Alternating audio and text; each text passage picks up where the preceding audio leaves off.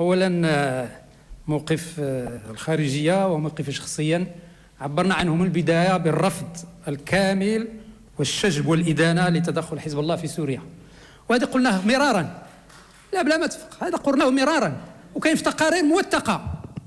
هذه النقطة الأولى. وباش نعطيك أمثلة، مثلا مجلس وزراء الخارجية ديال جامعة الدول العربية شاركنا فيه بفعالية ودافعنا على هذا الموقف وخرج هذا الموقف.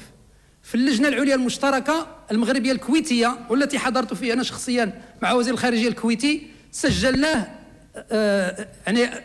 يعني مباشرة وندد يعني الوزير الخارجية الكويتي والمغربي بكل أشكال التدخل الخارجي، خاصة تدخل حزب الله، كما دعا جانبا إلى ضرورة وقف العنف المسلط على الشعب السوري ابتداء الطافية. وهذا مبني على ماشي موقف آني، وإنما على موقف عام عبرنا عنه حتى قبل تدخل حزب الله في سوريا، هو رفض أي تدخل عسكري أجنبي. هذا قلته شخصيا في ندوات متعددة بما فيها ديال مراكش بعد استقلال سوريا. بالنسبة لسوريا نفس الشيء، هو ماشي قلت نفس الموقف، لا، قلنا نفس المبادئ العامة لحل الأزمة السورية اتفقنا عليها.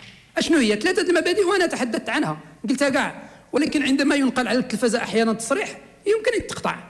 قلنا أولا الحفاظ على وحدة سوريا، ثانيا رفض أي تدخل عسكري أجنبي، وهذا الشيء راه داز كاع في التلفزة، رفض أي تدخل عسكري أجنبي، ثالثا البحث عن حل سياسي ودعم إعداد لجنيف 2 في إطار.